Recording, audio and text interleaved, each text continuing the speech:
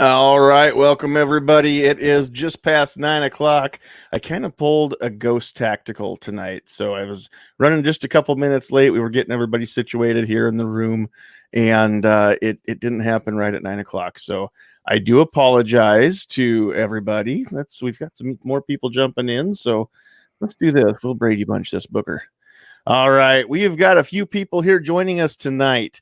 Real quick before we get too far into it, it looks like we've got a few people already out there in the chat. Who's out there on the YouTube side? We've got Iron Horseman. We've got Sandhills Sweetheart. You know how that works. She holds it down out there in the chat while I run my mouth. So she does the typing and I do the talking. Grim 90's in the house. Earth is in the house. Pat Hirsch is out there. Schofield 63, the poor conservative. Who else am I missing so far? I think that's it. Rob C is in the house. What's up, Rob? I haven't seen you or Frankie in forever, so I'm glad to have you both here tonight. All right, and if I've missed you, you need to comment more. If you're watching, we need you to drop comments out there in the chat so that we can say hello to you. Otherwise, we cannot see you out there unless that's the plan. And if you want to be anonymous, then that's okay too. I don't think I've got anything coming in on comments yet over on the Facebook side. I know if I click this, it's going to... Donnie's watching. There. We'll just do that. That way we don't have to listen to it in my headphones twice. Okay, so I should be able to see the Facebook comments and the YouTube comments both as we go through here. Donnie, hey, what's up? I see you out there, Donnie. Here I am. Here he is. Cool. All right. Thanks for joining us, sir. If you are watching out there, and we'll give you a little bit of time to mash that share button. If you know anybody that you think would enjoy this just as much as you do, then go ahead and share this with them at this time, and you're not going to miss a whole lot if you have to click away. If you're new to the podcast, then welcome. And maybe you don't know if you want to share this yet. Maybe you don't know what you're in for, and that's okay too. Couple things that we want to go over here before we introduce everybody. First and foremost, let me get this little ticker going. That way it reminds everybody to leave a comment out there. Don't forget to hit the like button, the thumb up button there on YouTube, or the like button on Facebook. If you haven't subscribed to the channel, please do so. If you haven't liked the Facebook page, please go over there as well. You can find both of them, just sandhillsshooter. YouTube.com/ or Facebook.com/sandhillsshooter. Also, I want to make this announcement again. You're going to hear this a lot. We're part of the Self-Defense Radio Network, so you can go to sdrn.us and check out the podcast there. There are a lot of great podcasts on there and a couple mediocre ones as well. So the trick is now you've got to go watch all of them and figure out which ones are which. But that is something that we are now part of. So we're very, very proud to say that we are up and running there on Self-Defense Radio Network. If you want to get some cool swag, you can do so on the Black Swan Tactical website, just blackswantactical.com.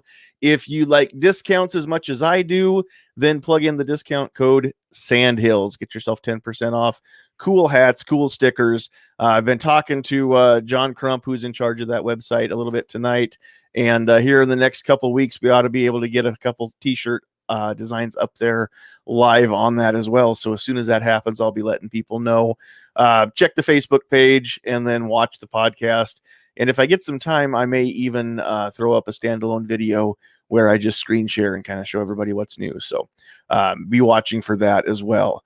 All right. And then also, if you are looking for audio versions, you don't like the video, or you know somebody that doesn't like to watch this stuff, but they do like to listen, either Self-Defense Radio Network or just find us on Anchor, or you can actually find us on Apple. You can find us on Google, Spotify, just about every place that people go for podcasts now.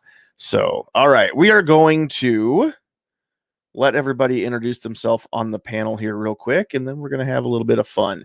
So first off, to my right here on the screen, we've got Charlie with us. You may know him from Gungrams, you may know him from writing Shotgun with Charlie. If you don't know what either one of those is, then you are seriously missing out. What's up, Charlie? What is happening? It's great to be here, and congratulations on getting on the SDRN. It's all your pro freedom podcasts in one place, man. That's awesome. That's right. There are cool kids like the Todds, Danny and Cheryl Todd with Gun Freedom Radio. Who's that dude that drives around in the car with people and interviews them? Right, that guy's a lunatic. Yeah, but he's funny. Well, looks aren't everything. And here's the big thing. At least he gets high quality guests. So we got that going for him. Riding Shotgun with Charlie is on Self Defense Radio Network as well. You can go check out a bunch of cool podcasts on there. So if I start listing them, I'm going to forget some of the great ones. So I'm just going to leave it to you and me and Gun Freedom Radio, and then everybody else can just go check it out for themselves. But please do that after we're done here. Don't leave us to go do that. Next up tonight, we've got Nighthawk Medic joining us. You're muted. Mute. There. Hey, thanks for having me, John. It's exciting to be here. This is a topic that I especially love. Being offensive or being offended? Being offensive. Okay. All right. Well, I just wanted to check because we'll get into this in a little bit, but there are some people that fall into both categories.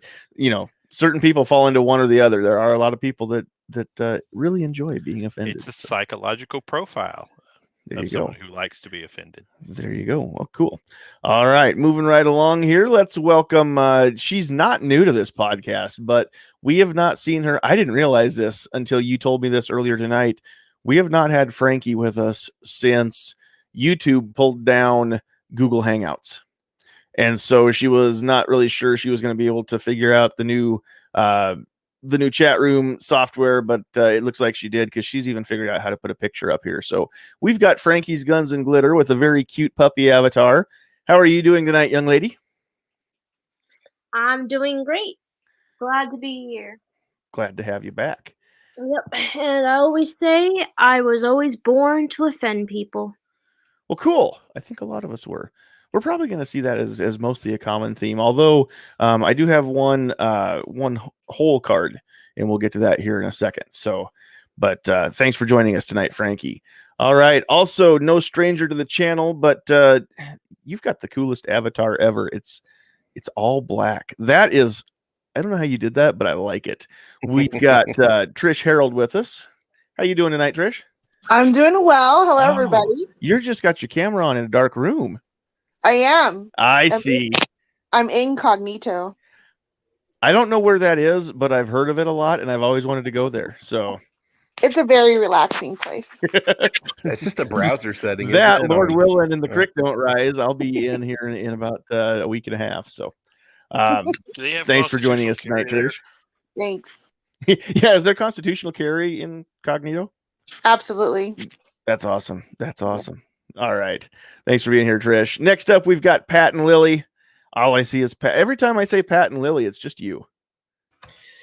Well, the little one did check out pretty quick tonight. I had a birthday party tonight. Just got back literally like 5 minutes before the show started and was getting gear set up. And the little one decided it was time for bed. So glad to be on tonight. And looks like it's going to be an interesting conversation because, like you said, offended or offensive. Take it either way. Right. All right. Well, you know what? We're just going to, I'll fix that. There you go. Uh-oh, what happened? Did anybody hear me on that or not? No, I totally heard you. No, we heard you. As you were talking, I was updating your name tag there so it doesn't say Lily because she's in bed. Oh, gotcha. Just now saw that. There you go. Pat. What was that? That's the old Saturday Night Live skit. Something about androgyny. I've heard that one more than a couple times back in high school. I'm sure. I'm sure. Yes. Yeah. Would you be offended if I said I couldn't tell if you were a man or a woman? I can. If you can't tell that I'm a man or a woman, then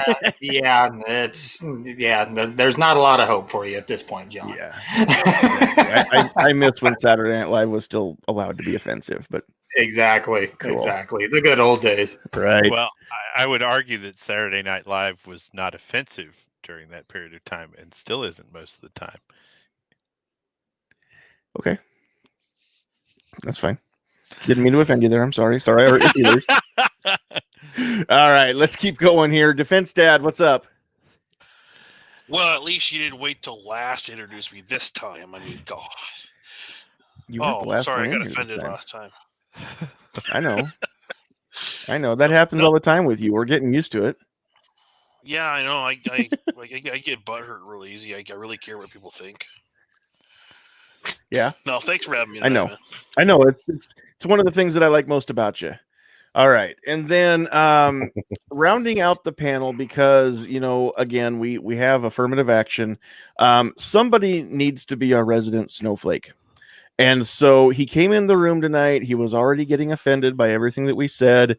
And I told him that was by design. And he was here so that somebody would get offended. Of course, I made all this up. We've got Travis, the Travi New Year. Man, I was just offended you're calling me round. I mean, wow. No, I'm just messing with you, man. Dude, no, you're man, hey. rocking that tactical dad bod. It's all good. God, I know it's crazy. Tactical muffin top. So, but no, hey, this is Travis P11. Check out my YouTube channel, Travis P11, and check out everybody on this panel. They got great content. But that's it, man. Thanks for the invite. I appreciate being here. You absolutely are welcome. All right. And before we dig into being offended or offensive, let me just mention that tonight's podcast is multi-streaming on both YouTube and Facebook because we have a few benevolent friends of the channel. So tonight's podcast is brought to you by Nighthawk Medic Shoots. Let me put this right here before I forget. Nighthawk Medic Shoots is a channel dedicated to protecting the First and Second Amendment through advocacy and shooting. They evaluate firearms for new shooters of all varieties to help ensure every person in our nation has an opportunity to find a weapon they can afford and trust. God bless America and her people. May the Constitution always remain the law of the land. So thank you very much to Nighthawk Shoots. We wouldn't be able to multi-stream this or simulcast, or I don't know what the right term is, but we wouldn't be live on YouTube and Facebook both without people just like you. If anybody sees this dude, don't tell him that I was saying nice things about him because he thinks I don't like him. So, oh, look, there you are right there. I'm sorry. But for real, thanks for your help and everything that you've done for the channel and the podcast. So, all right, let me take that away and we'll bring everybody back up here. And then we'll take that out of there and we'll come back over here to comments. And I think I actually am ready to start my podcast now. So a couple different things that I want to get into because we can have a lot of fun with this. But at the same time, there have been times that I've offended people and it's been serious and I've cared. And so I kind of want to explore both sides of this, the tongue-in-cheek stuff, but also the serious side to offending somebody, because I mean, the first thing that I want to say is, a lot of people out there are easily offended more and more, it seems like all the time, because it really does seem like the thing to do is to search out ways or reasons to be offended these days. And I think we all know somebody who is like that, at least one somebody. And I'm not talking about you see them on social media, you see them on TV. I don't know anybody that doesn't know at least one person in their personal life that is like that and likes to get offended and actually seems to thrive off of it. So the first thing I want to talk about is just what happens when somebody gets offended. And the short answer is not a damn thing. Somebody gets offended. What happens? They got their feelers hurt. Okay. That's on them. Ultimately, and I've said this before in videos, if you take offense at something that I've said, that's not on me. I can intentionally try and hurt your feelings. I can intentionally say the meanest, nastiest, most terrible thing to you. And if you've chosen not to be upset by me, then I cannot make you take offense at that. You are the one that has to decide if you're going to be offended by the things that I've said or anybody else out there in the world. So ultimately, that's why nothing actually happens, because it's a decision that you have made, whether it's conscious or unconscious. It's a decision that you have made to be offended. You could have just as easily gone the other way. Maybe not just as easily. For some people, it's very hard not to take offense. Some people have to learn the process. Some people have to work at it. Okay. But it can be learned. You can learn how to let stuff like that go and not be offended. And there you go. I mean, it's something that actually has to happen on your end. Nobody can give you offense. You can only take it. So with that being said, I mean, we all know people like that, but just to kick this off, we'll just kind of turn this into a roundtable a little bit. I mean, things that are going on in the world right now. Does anybody have anything you want to kick in as far as people being easily offended or seeking out ways to get offended? Problem with that is the workplace dynamic. We can say what we want to say, and that's not my problem if you take offense to it. But when somebody goes to their boss and it comes back on you, then it becomes your problem. So that's one area you really got to be careful these days. Whether people take offense. Yeah, go ahead. No, sorry, Travis. I didn't mean to walk on you. Oh, no. It's all good. I'm done. Yeah. So this is actually linked in medicine to a mental health disorder. So narcissistic personality disorder includes characteristics or traits centered around people who become easily offended by things. And I had a coworker one time that actually was diagnosed with this after she had lost 3 jobs for basically pushing the bosses until they fired her, and then suing the company for that very thing. She was actually fully diagnosed with narcissistic personality disorder. And so when we talk about somebody in this world who is triggered, right? And you get the picture of that person screaming their head off and who completely loses their mind when you say something just minorly contrary to what they're saying.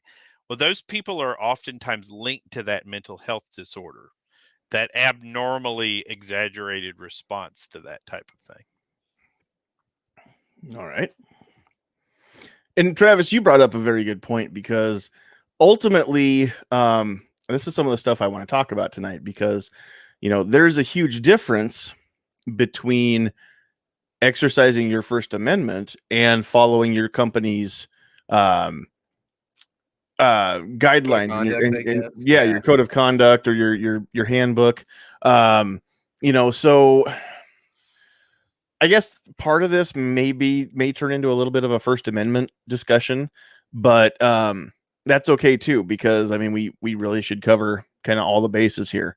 But does anybody, I guess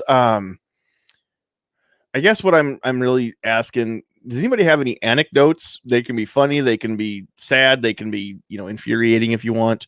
But any anecdotes of things that you've been involved with where you've seen people get offended, maybe not by you, could have been by anybody else, doesn't matter who. But have you ever seen, like the funny ones that go around social media, like the, it's ma'am, or some of that stuff? I mean, have you guys ever been involved with anything like that personally, or witnessed it personally? Yeah, it happened to me one time in the service. I was providing medical support to an operation it was stateside, and they flew a general in for Black Hawk helicopter because it was an operation that was training new officer candidates for advanced leadership techniques. And I had spent the better part of a week and a half in the field getting about 2 hours sleep a night because of my duties during that operation. And I accidentally nodded off on the wall while he was giving his speech. And I kind of came out of the speech when he said, "Hey, where's the medic? I want to ask him a mental health question." Well, when he said it, my response was, given that was the only thing I heard, was to say to him, "Well, sir, I'm not sure what type of mental health issue you have, but I'd be glad to talk to you about it offline," Oh, man. which could have potentially had been a career limiting moment for me.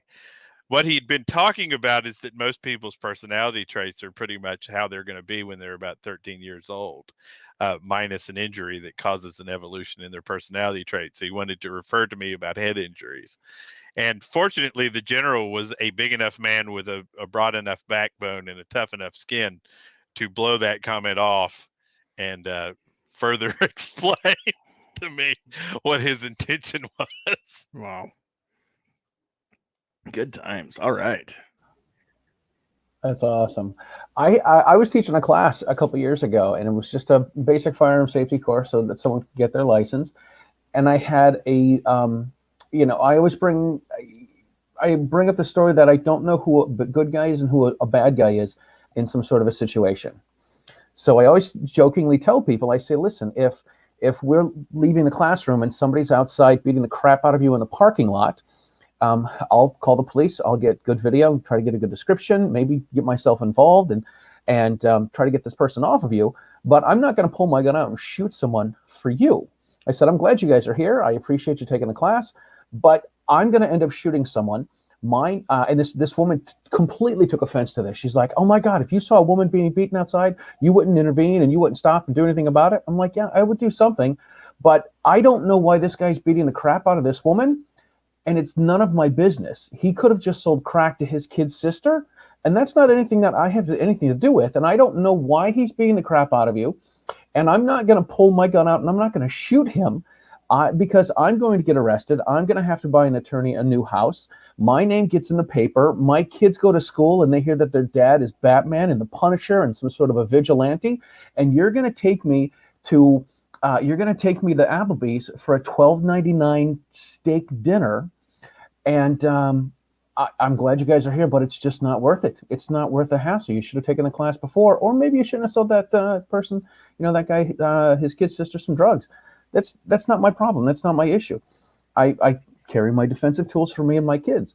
And she was less than thrilled with this, but I'm like, I'm not. My line that I tell people in class is, I might wear tights, but I'm not a superhero. That is awesome too. All right. Anybody else have any fun or amusing anecdotes there? I got one. Okay. Sometimes when people are offended by something, it actually causes the exact opposite reaction in bringing attention to that object or thing that's offending them. So I spent $90 this Christmas on a particular series that is getting banned from every outlet across media possible. The Dukes of Hazzards. Mm-hmm. So I have the complete series now, and pretty soon I'm going to be starting to watch this. I'm really excited too. Just a little friendly advice: skip the season with Coy and Vance. It's not even worth watching that season. Skip that one altogether. I've heard of that, and I didn't. Amen. I didn't even know that had happened. So I saw it in my box set, and I went and I Googled it, and I found out the full story. Now, the car is very special to me for a completely different reason than a fun TV show. So the car in the show is a 69 Dodge Charger. Everybody knows that. But what's funny thing is I actually own a 71 Dodge Charger, same color. Same paint scheme? Yep. It was my dad's race car, and I inherited it. Nice. Okay, real question though. This is something that we all need to know. Are the doors welded shut? Not yet, no. Not yet. I love that. That is awesome. Best answer ever. Out there in the Facebook chat, Chris Fons is saying, I guess Blazing Saddles wouldn't go over well these days. Actually, I heard that ABC is going to be airing an edited version of Blazing Saddles. They've taken out all of the offensive things that anybody could possibly be offended by. And that's airing tomorrow night from 8 p.m. to 8:06 p.m. You know what blows my mind about it's basically the opening credits and then the closing credits. Blazing Saddles was not. Blazing Saddles was the element of attack against racism. It pointed out how insane people who are racist are, and the fact that people are offended by that just tells me everything we need to know about the left. Is they spawned from the group of people that we're trying to repress. races of people. Oh yeah. I mean, it's very simple. I actually watched Blazing Saddles with both of my kids about a week and a half ago. Nice. It is going to Yeah. be still one of the all-time best movies ever in my mind. So, all right. Well, let's flip this coin a little bit, and let's just get this one out in the open, because this is becoming fast a very unpopular opinion. May not be unpopular within this panel or within this chat, but out there in the rest of the world, it is becoming very fast becoming unpopular. And what I'm talking about is the fact that not only does nothing actually happen when somebody gets offended, now I'm talking about when you've just exercised your First Amendment rights, not a workplace, or you've used your words irresponsibly, or you've threatened somebody or anything like that. That's not what I'm talking about. I'm just talking about you voiced your opinion that is protected by the Constitution, and you did it in a place where there can't be repercussions against you, your job, whatever. Okay, so that being said, it is perfectly legal to be offensive in this country. That is also part of what the First Amendment says. It basically says that the government cannot lock you up for, well, part of it is because you can't be locked up for criticizing the government. But what also falls under the umbrella of freedom of speech is you can't be locked up for criticizing anybody. You cannot be locked up for sharing your opinion. If you are trying to convince people that unfactual things are indeed fact, that's called slander. There is a law against that. That's not okay to do. But if you are clearly stating your opinion, even if your opinion is a certain group of people or a certain individual doesn't deserve to be treated as well as the rest of us, or doesn't even deserve to be, to breathe the air that we breathe, or whatever is the case, if you think that you'd rather step on their faces, look at it, or you wouldn't, spit on them if they were on fire, you have that right. I'm not saying it's good. I'm not condoning it. I'm not encouraging it. I'm not saying that you should do that. But I'm saying that as an American, you can voice your opinion without being afraid to be locked up, at least as it stands right now. This is the 29th day of December of the year 2020 as we record this, or as we go live. So maybe in a year or two, 5 years, 10 years, somebody will watch this and say, I remember back when that was true, and maybe it'll be different by then. Lord willing, it won't be. But I mean, we just, we never know what's coming in the future. But as it stands right now, it's okay. It's legal. Sometimes it is okay to be offensive. Sometimes I say things in here that everybody else doesn't want to hear or didn't like, and that's okay. Sometimes on my Facebook page, probably more on Facebook than in this podcast, sometimes I say things that people get butthurt over, and that's okay, because it's usually a meme that hit a little too close to home to somebody. And that's the problem with memes and jokes.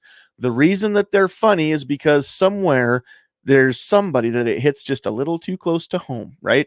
It makes some of us uncomfortable. That's some of the best comedy out there has been banned because it offends people. But some of the funniest comedians ever in history, most of their shtick was trying to offend people, and now they're just completely getting canceled, with modern cancel culture. So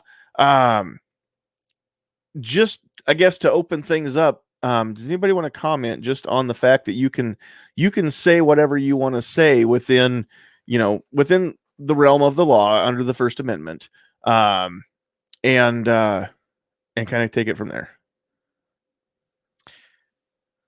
So protected speech, and I often see people equate offending somebody on a social media platform to protected speech, and of course we know that's not the case, right? If you don't like how Facebook or YouTube or whatever else does what they're doing, you have to play by their rules. You have to leave.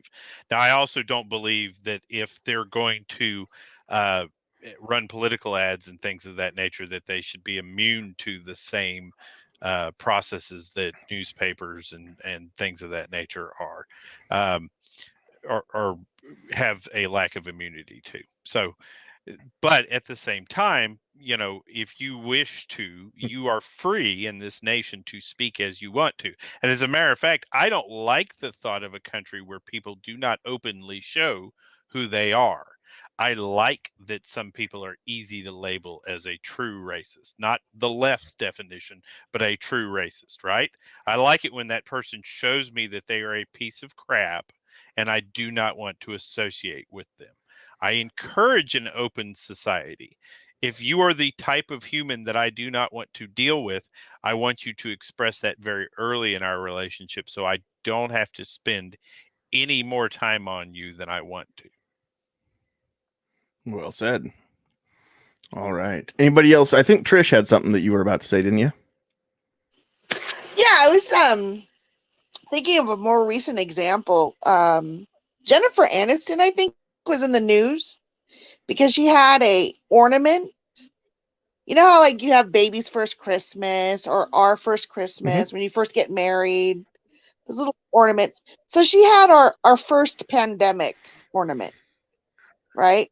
So it was a tongue-in-cheek, 2020 sucks. We've all seen all those different other ones where you got like a dog crapping on 2020. She got torched on social media for just being unfeeling, uncaring, insensitive. People are dying, people are sick. And the thing is, though, when you look at anything that we do, like as far as joking around, if you make fun of someone who died recently, sometimes they'll say, oh, too soon, like it's too soon.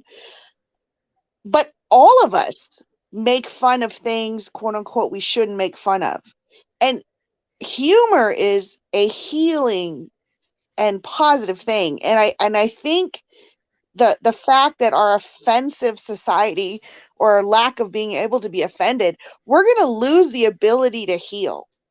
And I think that's something really sad. And I'll just share a personal story. Like when I lost my husband, the word suicide, putting your finger to your head and going, psh, like with a trigger, all of those symbols and moments and references hurt. Okay. They hurt because that's how I lost my husband. But to me, I could never go get angry or yell or even speak to someone and say, hey, don't do that. Because I knew 6 weeks before he died that I might have said something like that. And it's been 8 years and none of those issues bother me anymore. But, for a period of time, I was sensitive to it. And I think you said it in your opening line. You choose how you feel. You're going to choose how you respond. And I knew that I was feeling that way, but I also could choose what I did with that. And I think it's more important to mention that whatever you feel is how you feel, and controlling your emotional response or whatever, maybe you can't at that moment, but you can choose how you respond. Right. And I think we need to be bigger and better and stronger people and not cancel culture and not degrade others for using humor in a way, because at that moment, I'm not open absolutely. to receiving. And honestly, when I make a joke that somebody finds inappropriate, it doesn't reflect on you. Maybe I didn't know the situation, maybe I know I didn't know you then, but maybe had I been one of those people who, didn't even think about it and, was having a rough day at work or whatever, or was on the phone with, a particularly infuriating customer. And, I'm just like, I've done that at work myself, never even thought twice about it. And something like that, I don't think that reflects on you if that did hurt or if you did get offended, whether or not you made a big deal of it. Especially if you didn't make a big deal of it.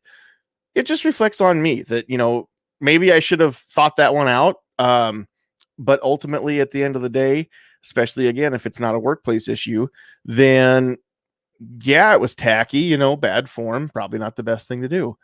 But we can't take away people's ability and people's right to do such a thing. And ultimately, that's what being a grown-up is all about, right? Is responding to situations. You got put into the situation. You didn't have a choice to get put there. What are you going to do about it? Well, John, I think you make another good point. Your intentions, right? Mhm. You have to look at what people's intentions are. When you do that movement, you're venting your frustration. You're not trying to hurt Mhm. me, or if that was, at the time. So if it happened in front of me and it was you, I would have known that that wasn't your intention. And I think that's the biggest thing. We're so quick to like condemn, hate, vilify, and dehumanize someone who offends us as if Mhm. they're less than human because they made Oh, a mistake. absolutely. And not only that situation, I mean, if you've been following along on the YouTube side, I've been offensive out there in the chat already because, again, I mean, we see Patriot in the Dark out here most weeks. He's in the chat there on the YouTube side, and I don't even know if I can find that. I'll find that post. Where did it go? He said, to be honest, it offends me. You guys spend so much on scopes and optics. Now I responded with, I don't see why. Those of you that know Patriot in the Dark are laughing about this. And I know he's laughing about it too, or hopefully maybe you at least smiled about that. He's used to such a thing. Patriot in the Dark wasn't born blind, but he can't see anymore. And so I've heard him make jokes about such a thing. And some of us deal with uncomfortable or hurtful situations with humor. That's the defense mechanism that some of us, and it's one of my first defense mechanisms, is to make light of a situation or make a joke about it, because I don't always know a different way to deal with it. And it's not such a thing that I don't care. It's not such a thing that that I think that I think it's funny. But there are times that I don't know how to deal with something, and it's just what happens. I've done that for so long that that's my conditioning, is to crack out a joke sometimes before I realize it's coming out. It's already out there. And so, having said that, another thing that I want to talk about is just the fact that if I know you, if I know some of your history, if I know some of the things that you've dealt with, then I'm going to be more sensitive to such a thing. That doesn't mean I'm always going to remember. That doesn't mean I'm never going to do something or say something. Anyway, that doesn't mean I'm not going to forget. And depending on how well I know you, I might just go ahead and say it anyway. But I think that's a lot of it too, is somebody that I don't know from Adam, especially if it's not going to affect me on the back end. And the reason that I say that is because my day job is retail sales and customer service. So everything that I do revolves around not offending people, making them want to come back to us and see us again. My weekend job is as a DJ. That is service oriented. I don't just show up and play some music and leave. We do things that most people say they've never seen a DJ do, but we take care of our couple before they even get there. We're taking care of their guests at the reception. We take care of everything all night long. And I don't want to offend my clients or do anything that's going to make me lose business there either, especially since it's our business. So having said that, I mean, there's a lot of things a lot of situations where I can't say or do what I really want to say or do. I vent a lot of that online. That's why I have a YouTube channel. That's why I have the Facebook page. That's why I share so many memes and things like that. And that's why my Facebook page is not my personal page. I've got one of each. And if you are friends with me on the personal page, then you see what I don't post on the personal side, and you see what I do post on the Sandhills Shooter page. And there's a lot of difference there, partly because I've got so many friends now on Facebook that were customers or clients. So having said all that, now, if you are just a complete stranger and I don't know you from Adam, I could care less what your opinion is.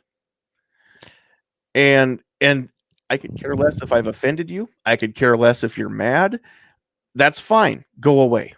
You know, if we're in public and when I'm just walking down the street and, you know, you're offended by what I'm wearing or what I've said or something, that's fine. Kick rocks. Go on your way. You go be offended. Have fun with that. I've got a life to live that you're not part of. Goodbye. But if I know you, if I care about you, if in any way I value your opinion, then things change. Then I don't want to be a jerk, even though I've got the right to be.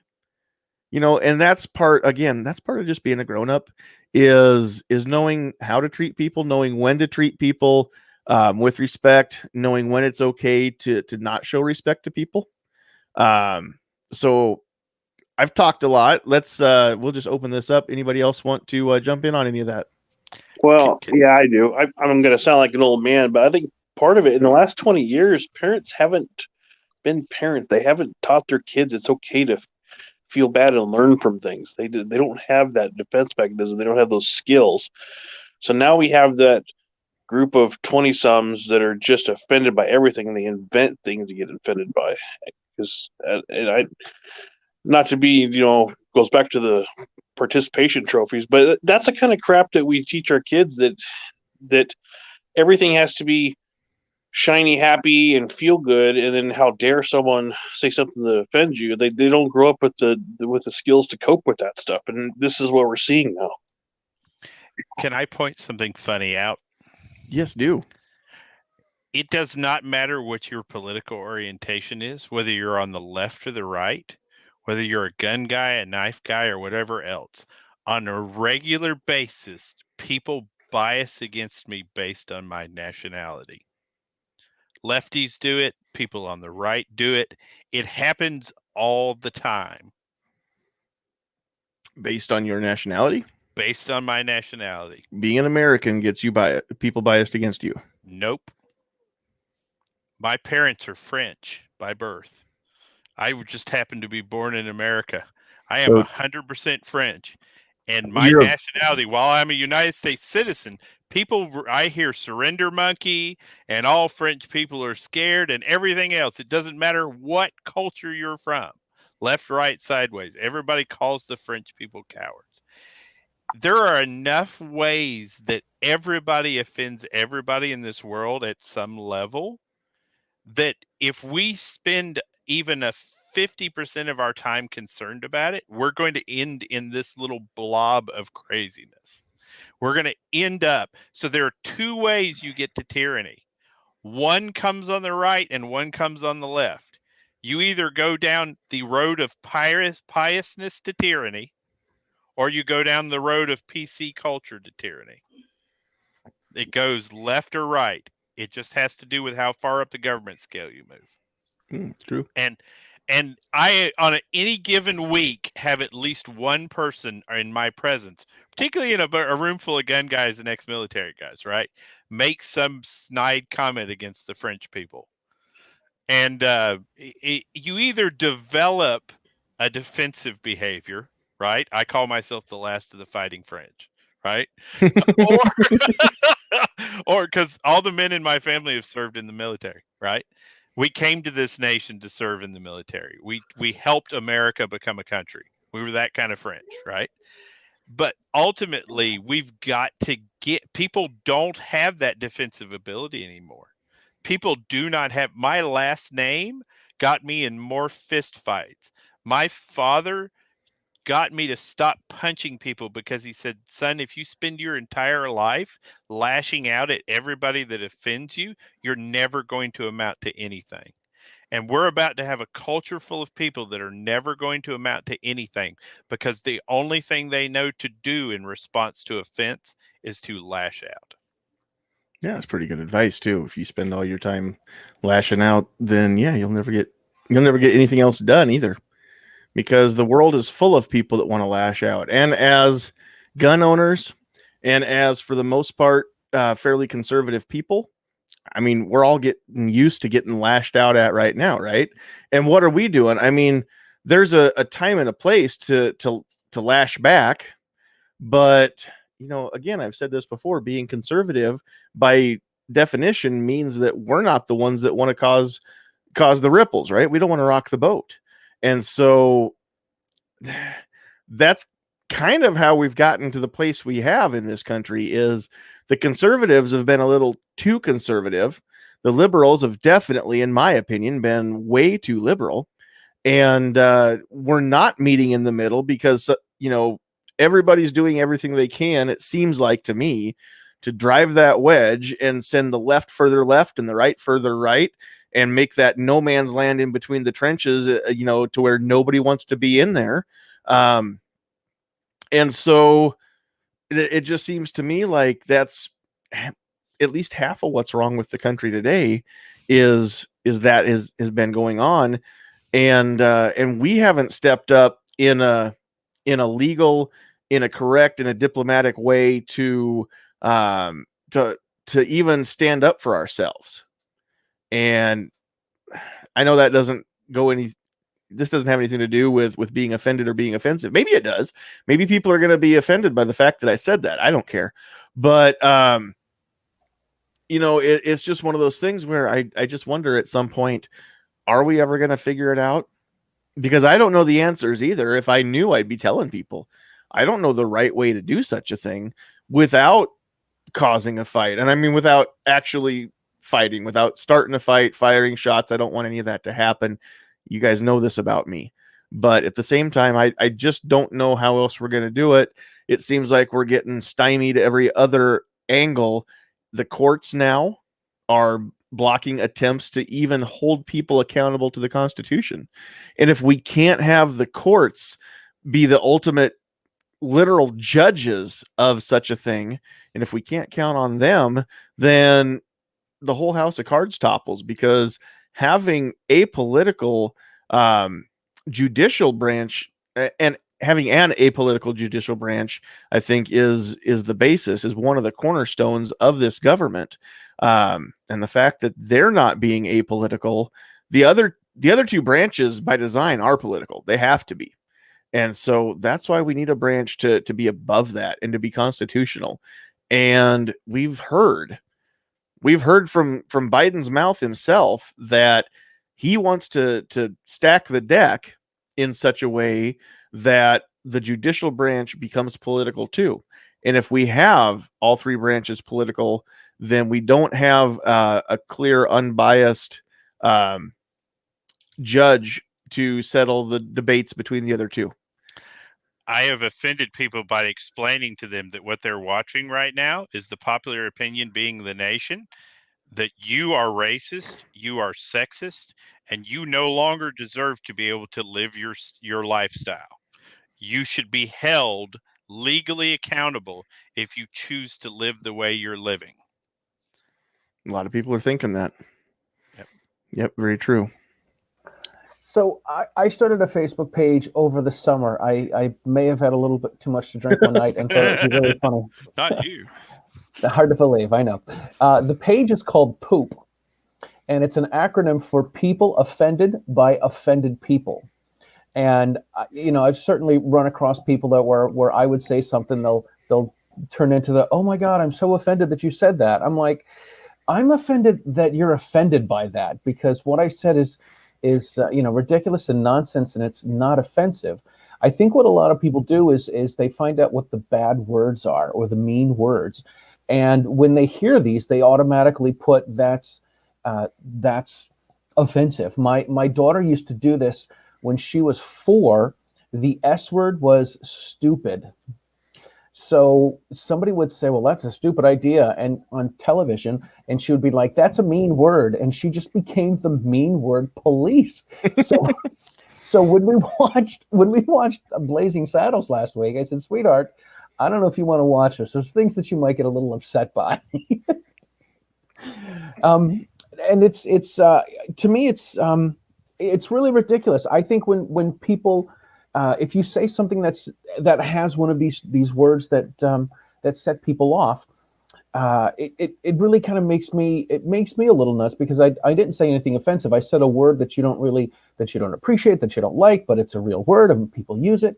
And what do you want me to do? Like, it lets me know that you're probably not emotionally stable enough to handle something that you don't agree with, or something that you don't like, or about someone that you don't like, or I don't know, man. It makes me nuts. No, So that is absolutely. kind of why I started that page. I get upset when people say, "Well, I'm offended by that." Yeah, I'm offended by that you're offended, and I think you're an idiot as well. So let's There's put some that good stuff on that page. Everybody go check out the poop. That's a good page. Oh, thank you. I just put one. It's legitimately my outlet for things that I don't want to, like, kind of like what you were doing, John. Mhm. It's an outlet for me to share memes that I think are funny, that offend people, or could easily offend people, or people could easily be offended by, but I don't want to put it on my personal page or my other business pages. So it's just someplace else to dump memes that I think are ridiculous. Yep, exactly. Rob's got a good comment out here on the YouTube side. I think that people that can't defend something that they stand for, when someone else questions that belief, they would jump to being offended because they can't support their behavior. And I see that a lot. And you guys have heard me say this time and time again, ad nauseum. Having your beliefs challenged is healthy. Nothing bad can possibly come of having your beliefs challenged. Only two outcomes will happen. One is you will find out that you'll support your beliefs. You will become even more strongly cemented in that belief. It will reinforce it, having to defend it. Or you'll find out that, just what Rob said, you don't really know what you're talking about. You're just spouting off. You don't have anything to support it. And if you have an actual debate, not an argument, but a debate with somebody, not even a debate, a discussion, a conversation where ideas flow freely back and forth from both sides. And if you're truly listening to each other, then you might find out that what you said and what your belief was is actually incorrect. You could have been mistaken. You could have been flat out wrong. You could have been misinformed or uninformed. All those things are okay. But if you find out that you didn't know everything there was to know, and then you change your belief, then that's also healthy. There's no reason to stick by your beliefs, especially if you can see that it's not actually true, for just to try to save face. That just makes you look, what's that S word? That just makes you look stupid. Yeah. My favorite debate topic is that the death of bullies was the death of the American institution. And there are some great foundations for why that's true, and some fabulous arguments for why it's not. And there is no real middle ground on it, and absolutely no stand that is 100% correct. And I love to bring it up in debate, because you learn who is capable of debate and intelligent thought, and who is just a rage monster real quick, because they'll go real fast into, well, you're hateful, you're racist, you're mean, if they're not capable of carrying on an intelligent debate. It is my favorite topic for that. Well, and I'll just point out too, back to what Travis mentioned earlier. Sometimes if it's at work, you can't have that debate, because if you're on the side that's being accused of being racist or whatever, you don't have a chance to defend yourself. You just say, "Oh, I'm sorry. Please don't turn me to HR." Just like we had something. I'm in retail sales as well, and we had something happen this year that I could not believe. We're in retail sales, and we got told we couldn't call it Black Friday this year because it was offensive to some people in our district. So, like, people are just inventing things to be offended by, and you can't defend yourself. You just have to cow down and say, "Okay, yes, boss." Right, and this goes back to, that was a stupid movie. Well, that's a mean word. You said stupid. It's Black Friday. Why do they call it Black Friday? Well, because that's when the retailers make their money and they get out of the red. So if we called it Red Friday, then the Indians can be offended by this, and whatever, the indigenous people, whatever you'd like to call them. I decided this after I It found depends out on if you're in Cleveland or not. well, I don't know if you saw this, John, but I put something up a week or so ago.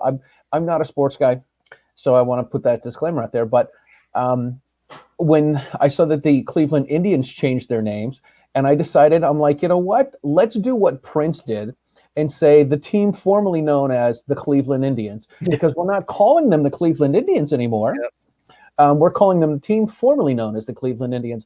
And the way I came about this is living in Boston and in Massachusetts, Fenway Park is on Yawkey Way, and Yawkey was the last name of someone that owned the Red Sox a number of years ago, and supposedly he was accused of saying something racist. So they decided to change the street back to the original street name, which is like Jersey Street, and everyone would call it Jersey Street, the old Yawkey way, and that really defeats the purpose. It does. So I was every time I drive across the Tappan Zee Bridge, just north of New York City, they tore down the Tappan Zee Bridge. It's now the Mario Cuomo Bridge, and I call it the bridge formerly known as the Tappan Zee because I don't want to say Mario Cuomo. Nice. Well, it's kind of like here. I can't remember which professional sports league it was a few years back. There was some talk about changing the name from the team owner to, I don't remember now, team. It wasn't manager, but it was. I don't even remember what term they wanted to change it to, because team owner would make all of the athletes of African descent feel like slaves back on the plantation. Now, you don't own the people. If I own a business, I don't own the people that work there.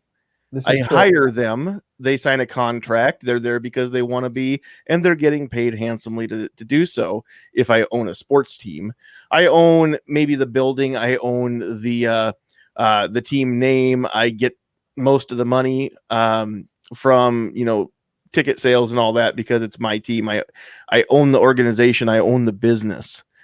But that's how ridiculous things have gotten these days, is we're so scared of offending somebody that we literally are watching the emperor walk down the street buck-ass naked, and nobody has got the nerve to be that little boy that says, look, he's not wearing any clothes. I am a huge fan of Adam Carolla, and he brought this up a year or so ago, and I think it was in a story, which is why he brought it up. But he said we are no longer going to be able to have master bedrooms in our houses, and he was talking. He's a construction guy, and swings a hammer and works on cars, and he's like, we're no longer going to have a master cylinder and a slave cylinder as well on our engines. And he's like, this is how it's just completely ridiculous. Completely ridiculous. I wasn't going to say anything about this comment until you brought that up, Charlie. But Chris says out there on Facebook, like the term master bedroom is now considered offensive.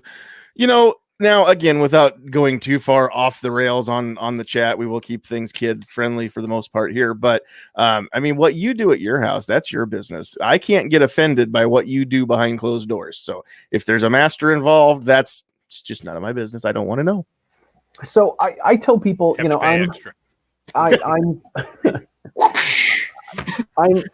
a guy that's in middle age and I'm single. And I tell everyone that I'm wildly single and I'm completely undateable. And, I get an earful of, oh, you're a good guy and all this crap. But what it comes down to me is there's no way that I'm going to make another human being happy because I can't make myself happy. So I'm not going to entertain. Like if I was out with a girl a couple years ago and she's like, tell me you think I'm good looking. I'm like, you know what? I'm not some subservient dog that's going to do what you tell me to do. If I wanted to give you a compliment, I would give you a compliment. And if I don't give you a compliment, then I'm not going to give you a compliment and I'm not going to do what you say. And the way the evening ended is she started to cry and I walked away and left. Wow. I'm not gonna make you happy. I'm not making me happy. I'm not gonna make you happy. I'm not gonna do what you want me to do. I'm not gonna say what you want me to say. And therefore I am wildly single and undateable. That's Charlie's just like the Addams family. He does what he wants to do, says what he wants to say, dance how he want to dance, play how he want to play, kick and he slap a friend. Yes, kick and slap a friend. The Addams family, the Cook family. The Cook family. There's a little bit of that McHammer guy from the 80s and 90s for you young whippersnappers. You'll have to look up MC Hammer. I feel like one day we're going to see Charlie going down the road. He's going to have some woman in the seat with him, and you're going to see a glitter in his eye. And Charlie will be whooped. Yeah. Charlie has.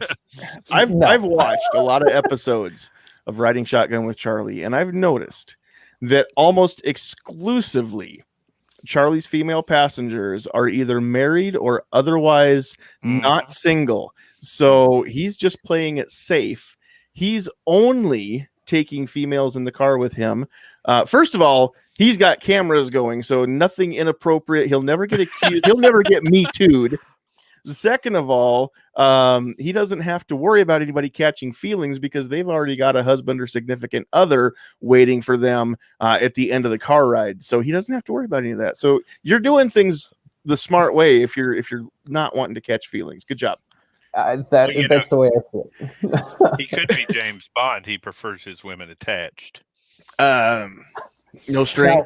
I may have said I used to teach at a shooting school here in Massachusetts, and not being an overweight middle-aged white guy, I would tell people that I'm the least threatening but the most offensive. Yes. So and a gun owner. Right, and I would say, listen, here's the deal. I'm not interested in being married anymore, but I certainly don't oppose to having a wife. And I used to say this. I'd say, what do you need a collapsible stock for, right? Because when I'm going over the 5 evil, if somebody just got it, that's cool. I would tell people, I'd say, what do you want to have a collapsible stock for? And they're like, well, so you can conceal it. And then I would hold up an AR like 2 inches a little higher up. I said, so now it's more concealable, so you can't see it more? I'm like, that's ridiculous. And I was talking about the 5 evil features of an assault weapon. And I'd say the reason that you want a collapsible stock on your rifle is because your wife and your girlfriend aren't the same height. And then I would pause for a second, and I said, I'm just joking. My wife and girlfriend are the same height. Wow. Yeah. Okay. Well, again, we're maybe going off the rails a little bit, but it is the last one of these this year, so I promise it won't get any worse until at least next year. We don't know what's going to happen in 2021 with any of this. Because I got one. Okay, keep going. What is it with people getting offended by stuff in between couples? Now, let me give you an example. So some of you may know this or not, that there's a little bit of an age difference between my husband and I. So my husband likes to make this joke that he just found me and locked me in the basement until I started liking him. Now he's poking fun at himself with that joke, and it's funny. Tale as old as time. But people get offended. Well, I'm going to say that people get offended because they don't get it. And again, going back to Adam Carolla, I'm a huge fan of Adam Carolla. Of course, I first started watching him on The Man Show, and he said the great thing about The Man Show is all of the jokes were on him and his co-host Jimmy. He's like, we never got the chicks. We never came out victorious. We were the ones that lost everything. And he says that's the part of the humor in that particular show. People don't get people just don't get it. He's really saying, hey, listen, I'm a beast, and I locked her up until she liked me. Okay, well, is that anything specific about their age? No, it's I'm a monster. I forced her to like me. That's on him. It's not on them. The joke is on him. It's not on you. It's not on your age. It's on the joke is on him. And if people don't get this, then forget them. Right. Well, and it could be because they're offended on your behalf, Frankie. Maybe they think that he's saying that you're dumb and that you didn't know any better than just to develop Stockholm syndrome or what. I don't know what people might think, because what you just said doesn't offend me. But there are people that out there in Facebook, I think it was Donnie that mentioned that there are people that they go around like it's their job to get offended, not for themselves, but on behalf of other people. Which leads us right to the Bill Burr stuff from Saturday Night Live a couple months ago, which was great. It was a great 7 minutes of TV because he came out and everyone got upset by the stuff that he was saying. and I got to tell you, like I watched I was never a fan of Chappelle, but I watched Chappelle's Sticks and Stones. I don't know, a year and a half ago on Netflix. I'm like, oh my It god, came this out in guy's great. 2019, I think. Yeah, so I watched it. Hilarious. It's great. It is great. And I started watching some of his other Netflix specials. I'm like, this guy's really funny. And then when the Chappelle Show was on Netflix for about a week and a half, my son's like, Dad, you got to watch the Chappelle Show. I'm like, this isn't funny. Like, this is not the same. To me, it wasn't the same caliber humor. It's not the same type of humor. But yeah, that's the Bill Burr stuff is great, and I think we are going to, we as a society are going to have to let comedians go out and say these jokes that everyone gets offended by, and just be like, hey, screw you, too bad, you don't get it, you don't like it, it's not your cup of tea, that's fine. If you listen to any of Bill Burr's stuff, the stuff that he did on Saturday Night Live was pretty freaking lame compared to the stuff that he does on his own comedy specials. And he kind of had everything pulled in, and he knew just the right buttons to push, which is the greatness of Bill Burr. All right, I'm done. Yeah, no, the comedy today has had all the teeth taken out, which means that it's had all the funny drained out of it as well. Because that ultimately is what was funny, right? When somebody came up and said something that just completely shocked you that they would even say such a thing. You know, like, you can't say that in public, but certain comics did on stage. And that's what they got to be known for, was saying the things that nobody was willing to say, right? I mean, every group of friends has got that one person that's willing to voice what everybody else is thinking and isn't saying, and I'm usually that guy. But I mean, some of those comics just that was what they made their name on, was basically being offensive. And not that they specifically went out and said, you know, I'm going to piss some people off tonight, but they went out and said, I'm going to tell some jokes, probably going to make some people uncomfortable or mad, and I'm going to tell them anyway, because out of the 2,000 people in the room, maybe 10 or 12 are going to get upset, and the other 1,988 of them are going to be laughing their butts off.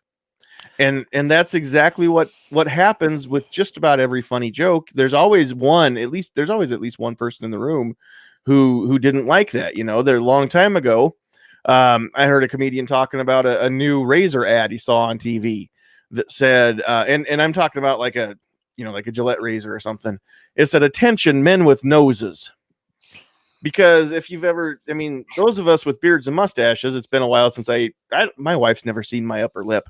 I don't know. She doesn't even know that I have an upper lip or a chin, because I've never shaved it, my mustache and goatee. I've not always had a full beard, but she's never seen that other than maybe in some pictures when I was younger.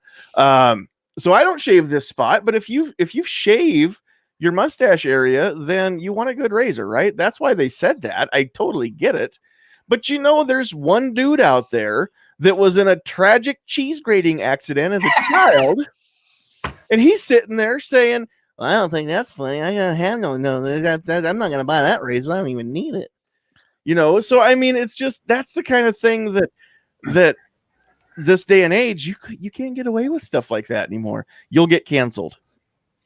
One of the things that I've been doing for a while is when I talk about someone, I'll say it was a heavyset black woman, and then I say, not that it matters that she's heavyset, not that it matters that she's black, not that it matters that she's a woman, but these are all ways to describe the person that I'm talking to. And people think it's ridiculous, but I'll, if I'm with someone for a while, I'll be like, yeah, there's this tall white guy that's bald. Not that it matters that he's tall or white or bald, but this is just who this particular thing happened to. And we were making basketball jokes because he's a tall white guy. Not that it matters if he's tall or white, but it's going to work with him a little bit more. And I always throw that stupid disclaimer out, and people think it sounds ridiculous, but I'm like, well, I don't want to offend people, and I don't want people to get their knickers in a twist. I remember I had to have medical treatment after a Richard Pryor routine one time. I popped a rib. I was laughing so hard, and I think we've kind of given that up. Richard Pryor took the power away from the N-word almost single-handedly, how he used it. And comedy enables us to touch on those really kind of ugly parts of culture and to take power away from them.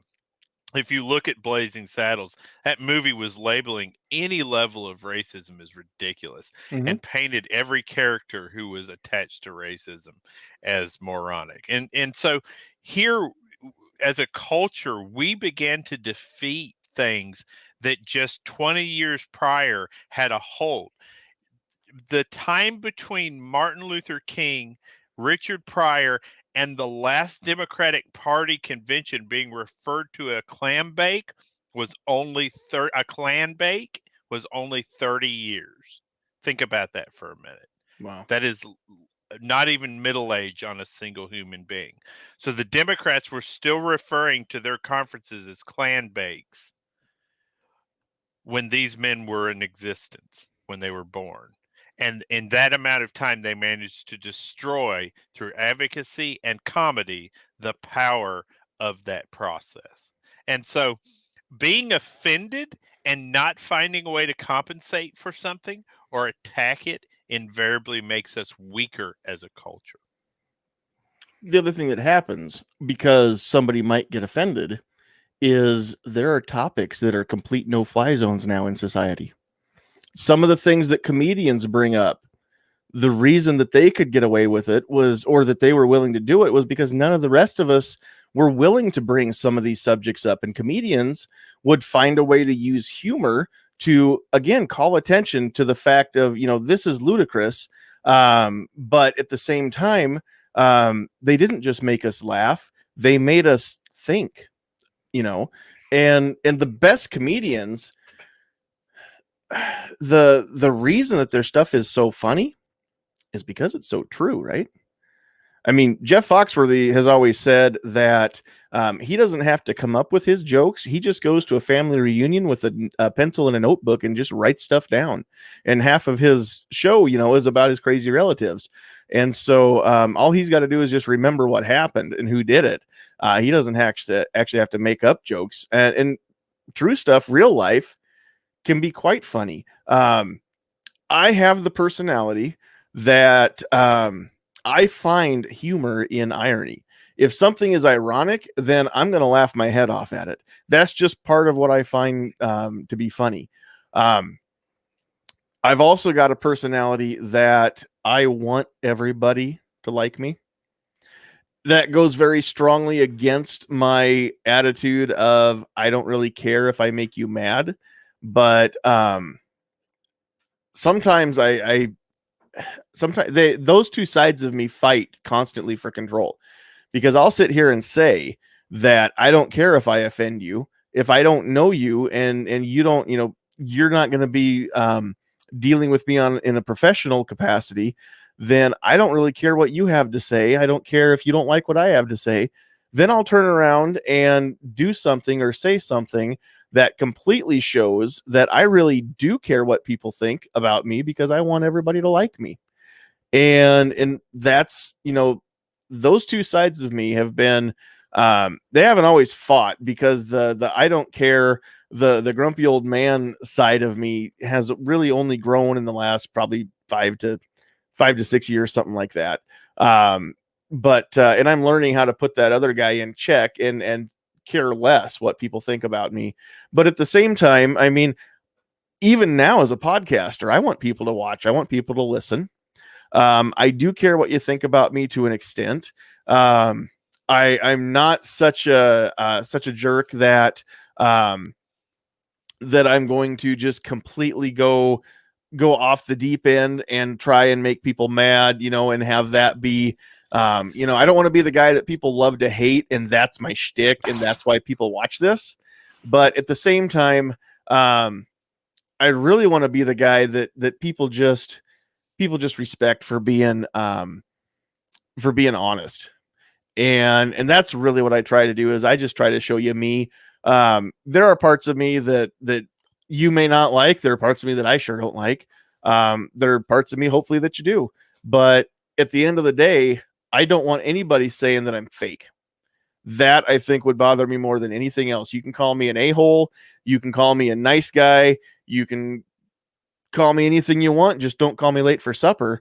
And don't say that I'm fake. That's what I try the hardest to fight against. Is I don't want an online persona that's different than me. If you just meet me, walking down the street, I just want to be me, and I want me to shine through here.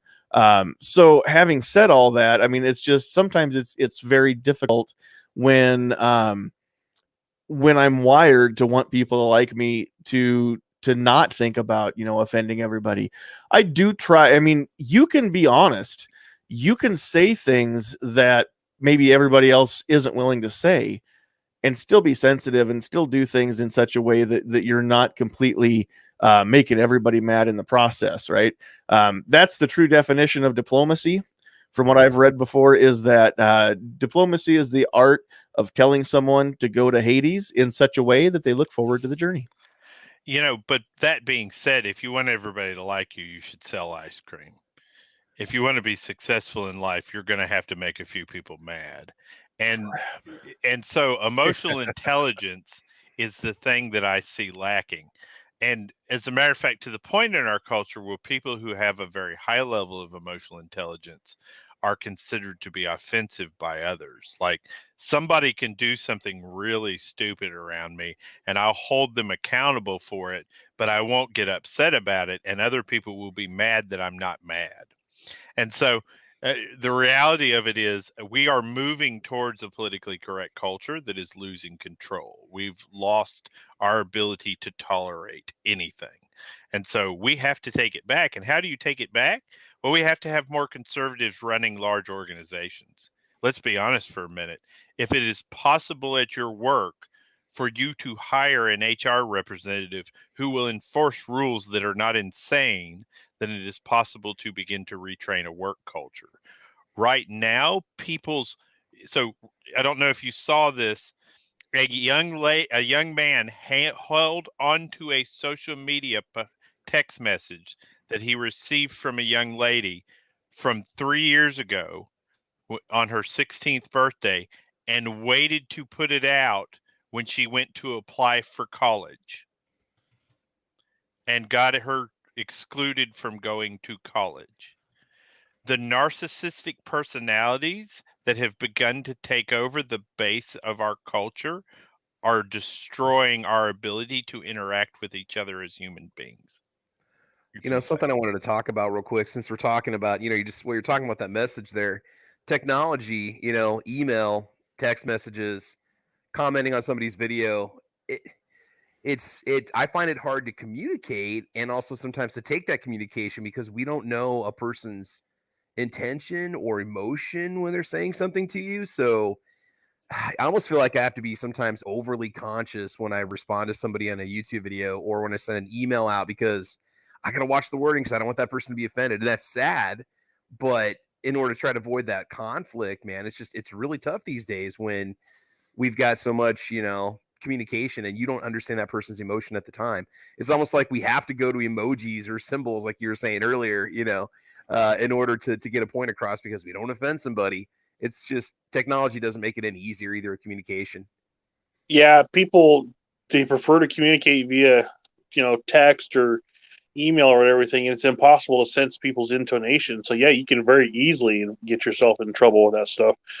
Not even just on YouTube videos, like just in an interoffice email, or you're answering your boss or something. Yep. Yeah, it turns right into My Cousin Vinny, where they get Ralph Macchio up there, and they're like, all right, what did he say? He said, I killed a man. I killed a man? I killed a man. Yeah, exactly. Okay. Yeah, they had it written down, and actually what happened was the cop said he killed him, and Ralph Macchio goes, I killed him? And they wrote it down as I killed him. And that's what got entered into evidence. They took a statement from him. So yeah, exactly right. And Travis, you bring up a good point.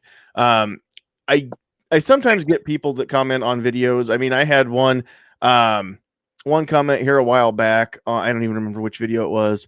The only thing that they got out of the whole video was how disgusted they were by my nails, because I have been a nail biter since I was a kid, and it's one thing I've never kicked. So if you don't like that, fine. Don't watch the videos where my hands are shown. That's good enough. You can turn it off at any point. You don't even have to finish it. That's the best part about YouTube is you can just stop, right? But sometimes when people make comments, I completely lash out, and I don't even remember now. Somebody else had actually posted a comment on that thread too, on my behalf. But I just said, hey, I just figure it's probably one of the best things I can do ever since I got off heroin.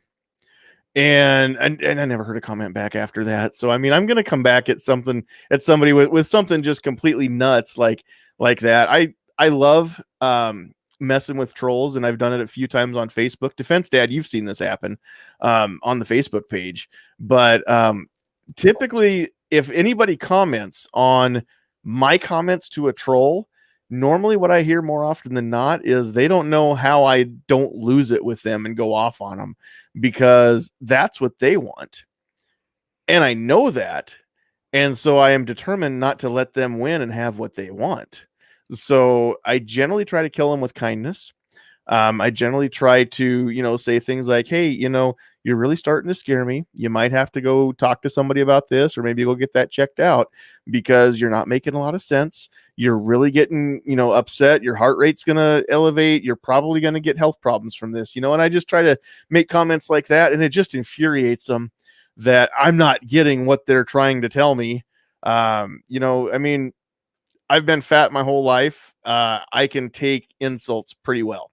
I'm used to it. So you're going to have to come at me with something more than calling me names or questioning my ethnicity or questioning, any relationship that my mother may have had with farm animals. I don't care what you want to say.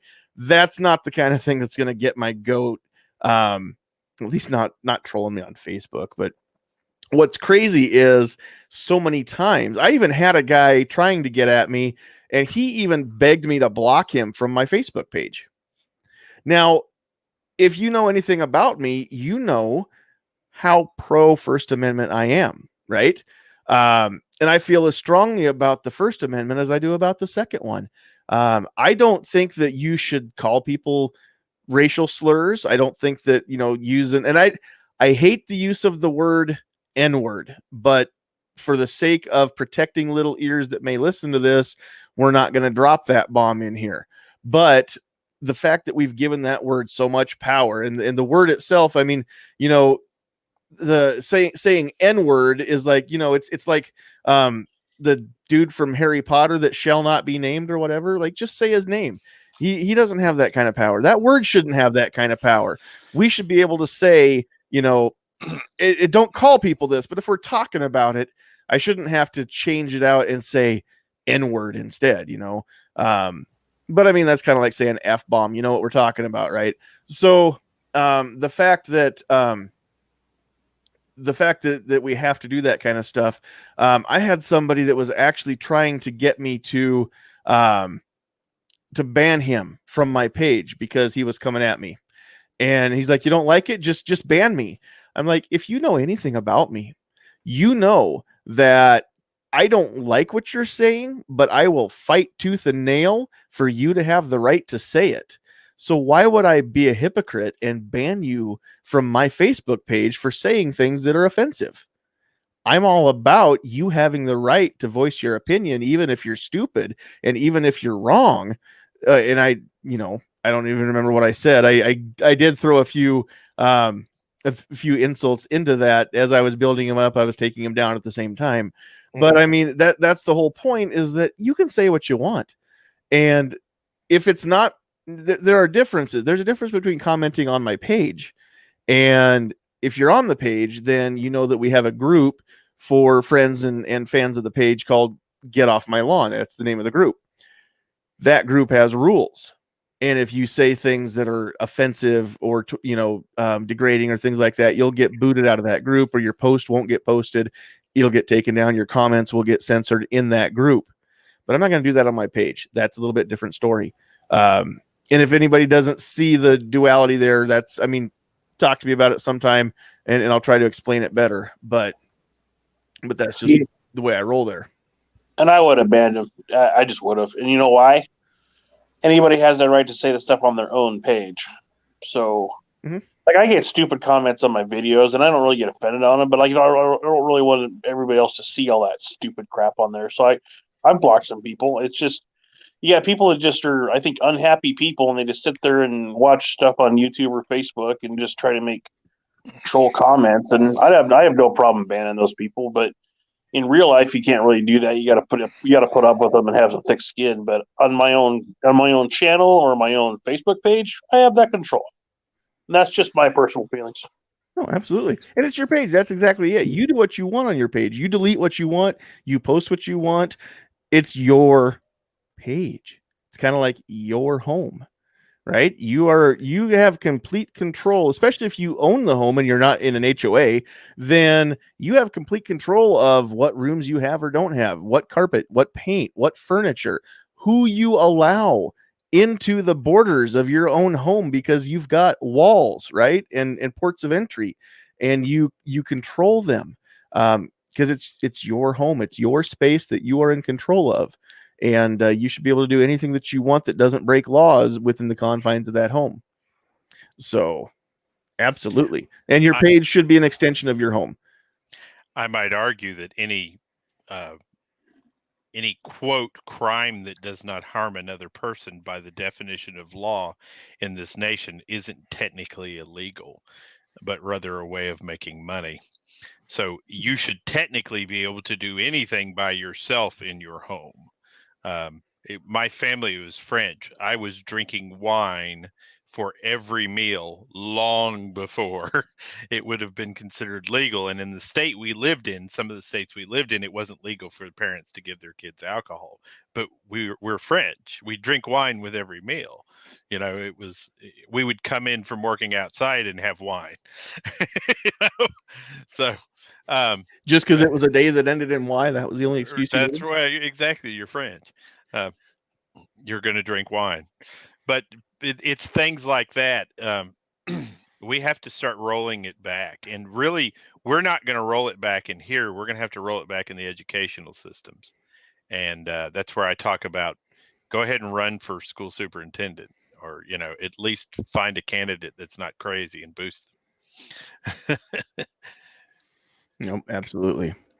All right. Well, it is a little past 10:30, so I think we're going to start wrapping things up a little bit. But before we do, I want to give everybody a chance to get in any thoughts that you've been waiting for a chance to get in. So does anybody have anything that you want to add before we start wrapping up? Well, I'll put one thing out here. Most of the people that I hang out with or get along with, or, you know, a group that I would consider myself in, is a group of people that if you can't poke fun at yourself, then you can't poke fun at others. And my grandpa said that to me a long time ago. And you got to be able to make fun of yourself. Amen. Before you can make fun of others. Because if you don't have that inside of you to be like, hey, I'm flawed, I can poke fun at myself, so I can poke fun at you. So those are the people that get too offended, in my mind anyway, that they just can't make a joke at their own expense, so they'll just try to tear everybody else down around them. So, well, you know what's anyway, the old saying, when you point one on finger at somebody, then there's three others that point back at you, which is why whenever I point at somebody, I try to do knife hands. Yep. Because then all five of them point at them. Yep. Yep, so you're doing multiples, but you got your bases covered. No, in all seriousness, you absolutely hit it on the head. So, no, that sounds really, really very true.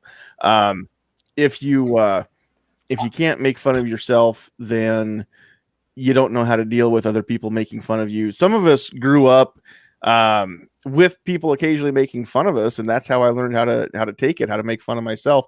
There's nothing you can say about me that I can't say something worse. Trust me, I know me infinitely better than you do. So don't think you're gonna find my sensitive spots and exploit them, because I'll expose them first. You know, it's not that big of a not that big of a deal to me, because if I can make somebody laugh, then whatever is the situation, if I can make you laugh, I've that's kind of like my drug. That's my high. Two things that I love. Number one, making people laugh. Number two is when I'm playing music as a DJ and I play a song and everybody's like, "Oh, I love this one." Those are the two of the things that crank me up and get me going the fastest. So, all right. Any other thoughts before we? Yeah, Charlie. I do. I think there's, and I didn't know if this was going to come up. I don't think it came up specifically, but I think there's a difference between saying something that is offensive and saying something that is rude and derogatory to someone. So you can generalize and say, what's the joke? If you like the French, raise one hand. If you are French, raise both hands. We're just generalizing there. But if we come out and say, "Hey, Nighthawk Medic Man, that dude is a chicken shit," that's two completely different things. Oh, sure it is. And I wouldn't be offended. I mean, I call myself a stupid American because I'm American. I'm from America and I'm stupid. I'm not upset by that. But if you come out and say, "Hey, you're a dumbass," okay, no, that's something a little bit different, Mm-hmm. And I do think there's a line between what a lot of people find nothing offensive and get hyper vigilant with their offendedness. But I think there's definitely a difference between being offensive and talking down to someone and being derogatory and being degrading to them. Yeah, Well- there's a huge difference in that. It's sorry, well, I'm just real quick. Like, Please go. so yeah, there's like I grew up in the '80s and the '90s. It's entirely possible something's gonna come out my mouth that it's totally innocuous, but it's going to offend somebody, and I don't mean to be. That's a big difference. And then call me on it. Say, hey, that's a big difference in me just actively looking for something to offend somebody with. If you want to talk about people getting offended, like look at me. I grew up in the '80s. Try being the fat kid in the '80s in the Pillsbury Doughboy commercials. I mean, you got to get over it, or else you're going to just drive yourself nuts. Oh, geez, I couldn't walk out of the house wearing a red shirt without all the neighborhood kids going, "Hey, Kool-Aid!" Yeah, there you go. Yep. So this goes back to the argument that I brought up to begin with, and that is, are bullies critical to society? So people are made strong not through protection, but rather developing resilience through struggle. And so you had a funny name, or you were overweight, or your hair was weird, or you were from another country, or whatever there was about you that people found to pick on, they would pick on it. And you either became stronger because you learned how to resist that, and you weren't. So I was overpoweringly aggressive as compared to all my classmates. My father's the one who taught me to be resilient. Okay.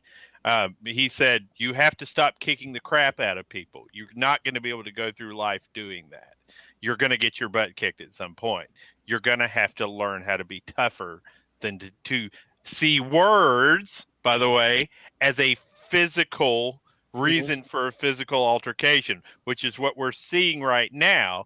It is the tool of the desperate person who has not developed any resilience in life, who's not developed any personal pride in who they are, who then will result to physical violence. I lacked resilience. I learned resilience.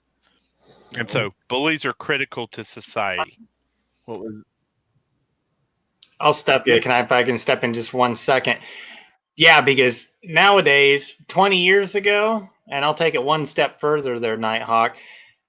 20 years ago, if somebody stood up and called you something or said something about you or something, guess what? You went out in the high school parking lot and you dealt with it after school. And nowadays, it's all just words. Everybody's keyboard commander, and there's no real implications behind it. Or worse anymore. yet, They're all protected because nobody knows where you're at. Nobody knows where it's going. or anything. So yeah, there's that Well, that's a the big other part of thing it that can happen right is there. instead of going out after school and just resolving it and then having it over and done with, you tell the teacher, you tell the principal, and you get that kid suspended because he said something that wasn't nice. Now, there are things that you Exactly. can't say in school, just like there are things you can't say in work. There are things you can't say in public without repercussions too. But at the same time, we never used to get teachers involved. We just settled it. We dealt with it, or we didn't. I mean, whatever. Some things you learned how to let go.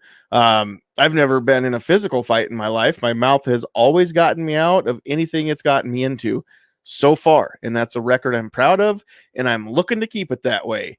But at the same time, I do carry a firearm every place that I legally can, just in case that my mouth fails me when I least expect it to, or when I absolutely can't afford it to. So, yeah, absolutely. All right. Any other comments that we want to get out there? Well, we will wrap things up. Before we do our closing thoughts and comments, I again want to thank Nighthawk Medic Shoots for being this week's sponsor and helping us come live to YouTube and to Facebook at the same time. Nighthawk Medic Shoots is a channel dedicated to protecting the First and Second Amendment through advocacy and shooting. They evaluate firearms for new shooters of all varieties to help ensure every person in our nation has an opportunity to find a weapon they can afford and trust. God bless America and her people. May the Constitution always remain the law of the land. And there are the places to get a hold of Nighthawk Medic Shoots. They're on YouTube or on Facebook. So I know you can't copy and paste from the screen, but you know what I can do here? I should have thought about doing this the whole time. If I do this, and if I do that, and if I do this, then we can go back over here. Don't mind me, guys. I'm just thinking as I talk or talking as I think. You do the hokey pokey and turn yourself around. I was addicted to the hokey pokey at one point, but then I turned myself around. So it's all good. There we go. Now you can copy and paste those websites right from the chat. All right. So we're gonna do kind of what we normally do. Any shameless plugs? We want to know if people are looking for you, where can they find you? But also at the same time, because this is the final chat of 2020, I also want everybody, as we go around the horn, just to say one good thing that came out of this terribly atrocious year. We all know all the bad crap that happened. We all know about all the bad crap that is probably going to spill over, and just because the calendar changes doesn't mean that we're out of the woods, right? Just because everybody said, oh, it'll all be over in November. Well, clearly it's not, and I knew better.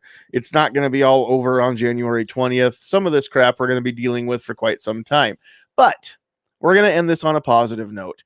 So anything that you want to plug, where can people find you? And tell me at least one great thing or good thing that has come from this year, because every cloud has a silver lining, and we want to focus on that as we take you out of the year.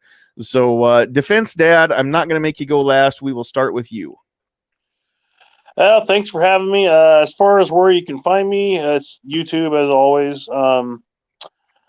Sometimes I shoot guns and stuff. Check it out. As far as 2020, it's been a surreal one for me. It's overall, it kind of felt like it sucked, but then at the same time, financially, it's been good for me. I was able to sell my house and get out of debt from the divorce, and I've gotten to be really good friends with like you and Travis, and through you guys, I've met a lot of other people, like not met in person, but met through the chats and everything. And so it's been just kind of an odd year. I want to say it sucked, and part of it has, but part of it's actually been pretty good. Nope, that's awesome. All right. Well, thanks for being here again. All right, let's move over to Frankie. So where can people find you if they want to find you? Even if if they were subbed at one time and then apparently they weren't and they resubbed again today, where can people find you? And then one good thing that came out of this year.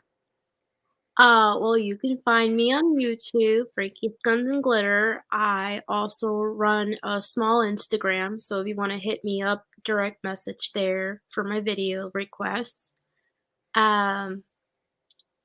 Let's see.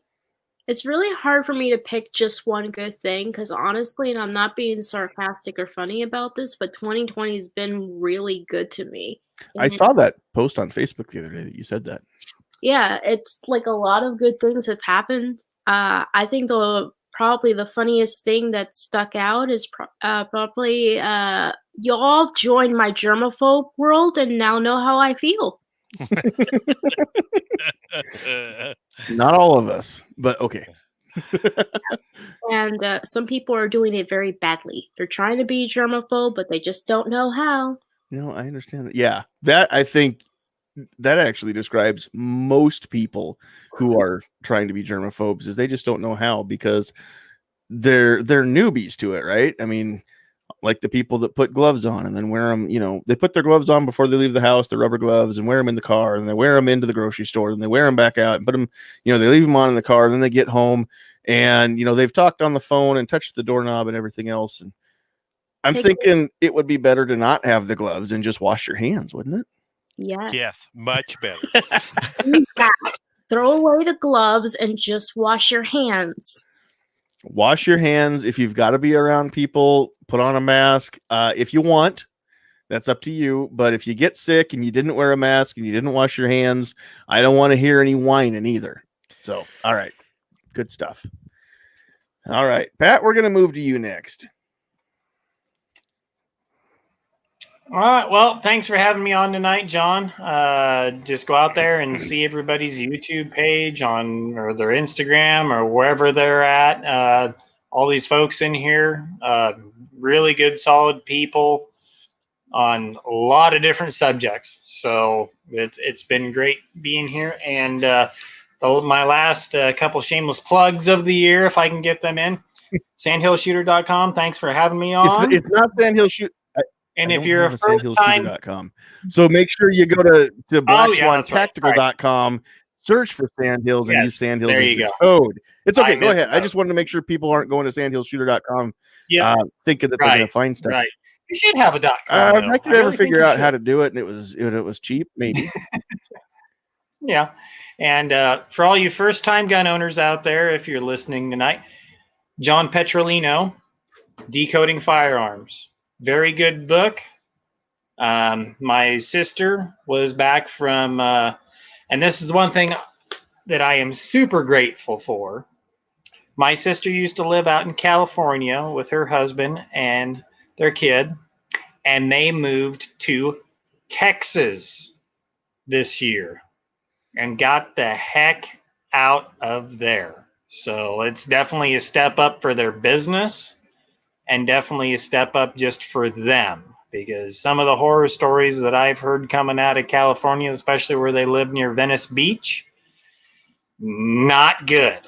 So definitely grateful for that. And you can check me out at Pat Hirsch on YouTube. I got some new videos and stuff up there, and I posted a new one with the kiddo, sledding redneck style. So so you can catch me out there. And thanks again for having me on.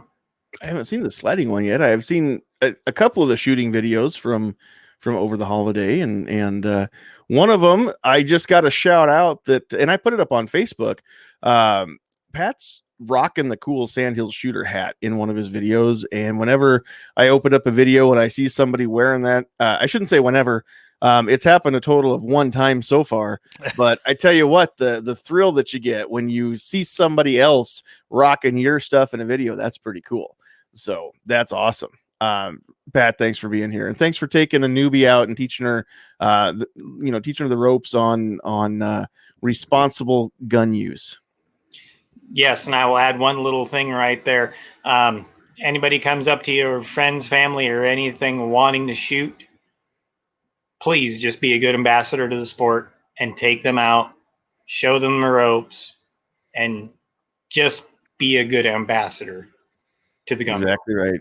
And the first thing, if you were to teach somebody how to drive a car, the first thing you'd teach them is how to be safe.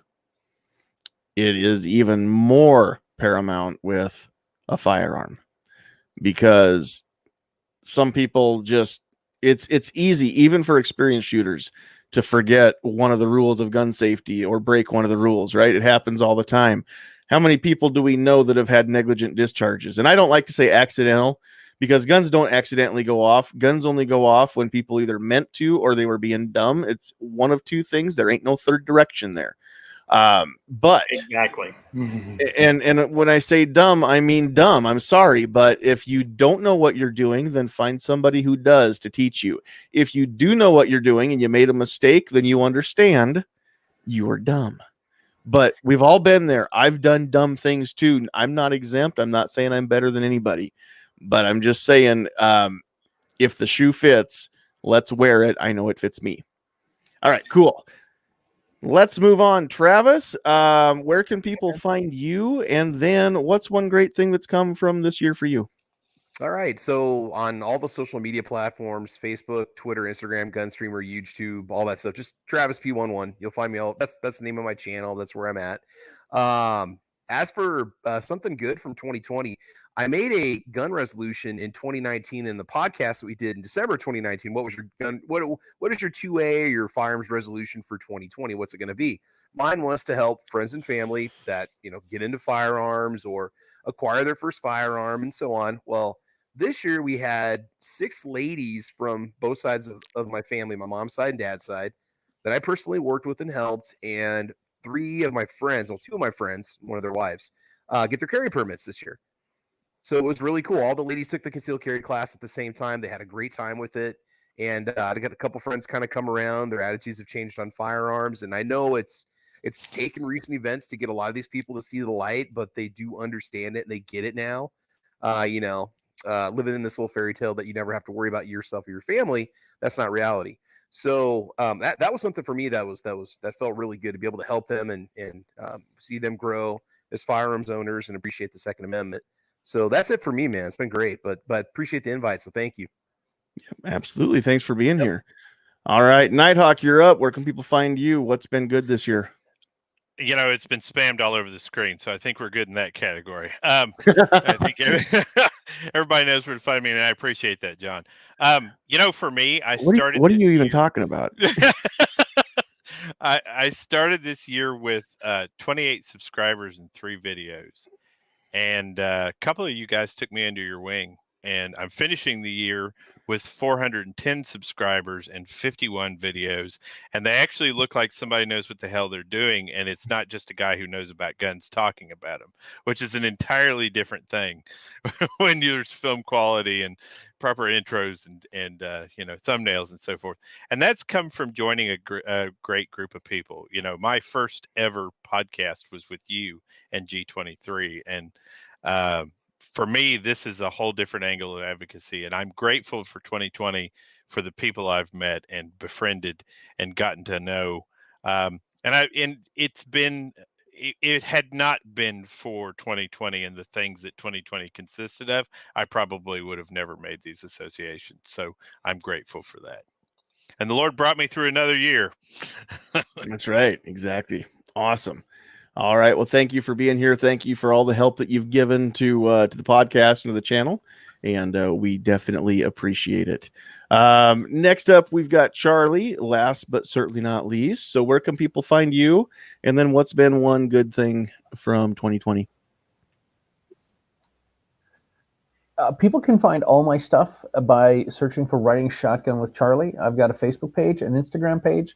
I've got a YouTube channel. I've got a Gunstreamer channel, and you can watch the shows on OpsLens. You can listen to the shows on Apple Podcasts, on Spotify, and on iHeartRadio. And I think you can find it in other places too if you want to listen to it. And if you like the show, please, subscribe to it and do all that sort of cool stuff that people like to do.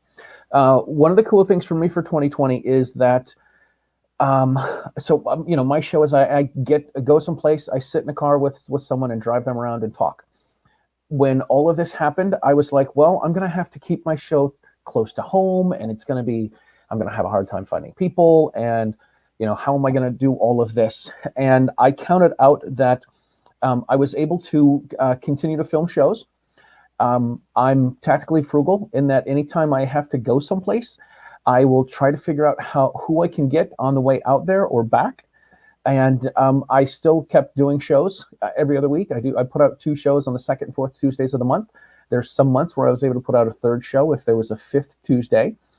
And so even with the COVID and the travel bans and all this nonsense, I was able to film shows in 9 new states this year, all the way from Nevada all the way up to New Hampshire. And I did a week-long tour in the South where I went out and I filmed 7 shows in 3 states, in Tennessee, Alabama, and in Georgia. So I'm very grateful that I was still able to keep my show going, because I was like, well, people are like, well, you should just do a regular podcast, and what if you just Skype people in and green screen people? And I'm like, it's all dumb. It's different. It's not the same. And so I was still able to keep everything going and make it all happen. And career wise with my day job, it's certainly not what it used to be.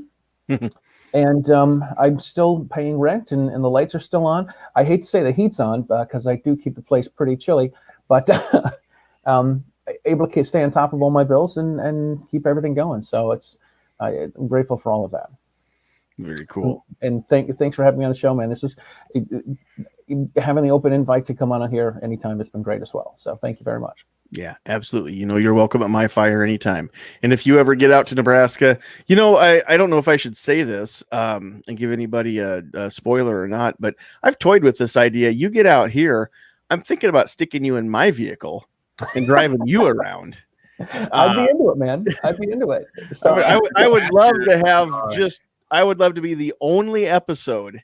And I reserve the right, if we do that, I claim spot as the only person that drives you around, and Charlie rides shotgun with me. But since you're always riding shotgun with me, there we go. Then Pat's gonna play behind the 3-wheeler afterwards. Exactly. All right. Well, thank all of you for being here. If you're listening to this or watching this, then you already know where to find me. If you're watching on Facebook, then check out the YouTube page. If you are watching on YouTube, then check out the Facebook page. I've got so many things that have come out of this year that have been a blessing. It's really hard to know where to start. You notice that the puppy wasn't in the podcast tonight. She was taking a nap, and we just decided it would be easier to let her sleep. She's in her kennel right now. She's also in timeout because she did have a little accident, so she went in the kennel to sleep anyway, and we just left her there while we were doing this. And she's gonna go out yet tonight before we go to bed. But getting my dream dog again, like I said, I've had a couple golden retrievers in my lifetime. Having another one now has been really, really great and really, really taxing at the same time. Anybody that's ever had a puppy, you know what I'm talking about. But just a few weeks ago, we had a checkup with the oncologist. We found out Sandhills Sweetheart's cancer is still in remission, and everything's going great there, just the way that it needs to go. So, we're blessed that, our lights are still on. Our heat is still on. Some days I think it's too hot, but that's just because I run hot blooded and she does not. There's just so many cool things have been going on. Honestly, one of the best things is all of you here in the panel, all of you out there watching, all of you out there listening. Your numbers have grown by leaps and bounds. We're knocking on the door of 2,000 YouTube subscribers. We've got, I think, 1,965 at the last count. We're creeping up on 5,600 on likes on the Facebook page, 5,582 it says. And those just keep growing. And part of the reason is because folks just like you are hitting that share button and letting everybody else know that we're out here doing this stuff. One last thing that I have to mention, and Trish had to drop out and she's not here with us anymore, but Trish is, for those of you that don't know her, she is the president of the Nebraska Firearms Owners Association. And we just had a recent board election, and we elected 7 different people to the board. and I got to be one of them. So that's been a great blessing. The way that works, you don't run for a specific position. You just run for the board. And then the 7 of us got together and we decided, these are the jobs that need to be done. And these are the people that are going to do them. So Trish is still the president. You are listening now to the newest director of media. And I will be in charge of doing a few live chats and the social media stuff like that. I'm not going to do it alone. I won't be able to do that without help. So I'll be finding some people and keeping, there's some people that are already helping out doing some of that stuff, and they're doing such a great job. I don't see the need to fix what ain't broke. But that's been such a cool thing. And somebody's going to help me out with the exact name, but I know there's an outdoors show coming up in Lincoln here the weekend of the 15th, 16th, and 17th. If you're in or near Lincoln, Nebraska, come on out to that outdoors show. Especially if you're there on Saturday. I should be there in the booth Saturday afternoon and evening. NFOA booth. It should be just not too far from the entrance. It's going to be cool, and I can't wait to see where this journey is going to take me as a one of the board of directors members of Nebraska's Firearms Owners Association. So that's really cool too. Just being able to spread the word about the Second Amendment, spread the word about gun owners in general. We're not bloodthirsty criminals. We're not Batman. We're not what's the dude's name? Paul Kersey. And if you don't know who that is, I'm sorry. Look it up. We're not vigilantes. We're not just out here looking to walk around and shoot people. That's not the intent. We actually, the reason that I carry a firearm, and I know that I can speak for everybody on the panel, the reason I carry a firearm is not to impose my will upon others. It's so that no one else imposes their will upon me. And that's exactly what it comes down to. You don't try to make me do things that I don't want to do or give you things that you're not entitled to. And I will never have to use my firearm in any kind of situation. So I think we'll be good. All right. I think I've covered everything except the list. So we will get that. And let's see who we had tonight with us. On the YouTube side, we had Iron Horseman, Grim 90, Earth, Pat Hirsch, Schofield 63, The Poor Conservative, Rob C, Seven Wonders. Rob, I did see your comment. I didn't bring it up in the chat here, but I will. If that's an honest question, send me a personal message, and we'll discuss that. Let's see here. Seven Wonders, Mike, Fluffy 10mm Jeep Guy, Nighthawk Medic, Blitz, Clint, Taurus. Say it fast. You'll see why I didn't. G23, MKJO. MKJO is the newest Patreon patron. I would like to shout that out. Thank you for your support. I saw that notification come in as we were having the chat tonight.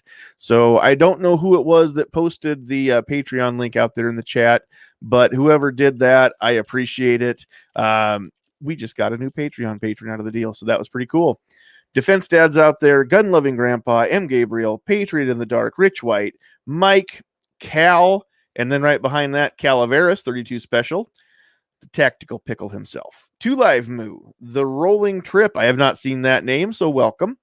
Agorizer, Idaho Rogers USMC, Ghost Tactical, Burgers J. I think that might be new too. Ozzy Osbourne and Dead Horse are out there. If you are not commenting, we don't get to see you.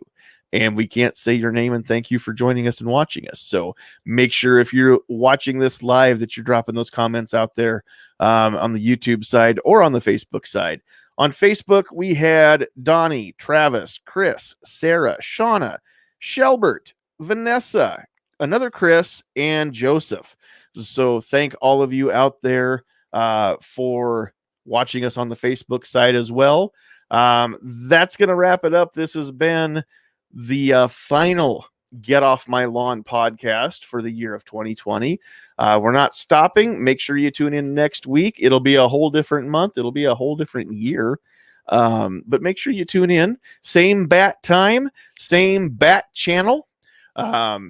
Make sure that you find us here. So on behalf of Trish Harold and Defense Dad, Frankie's Guns and Glitter, Pat and Lily, Travis P11, the king of the Travi, wants you to have a Travi New Year.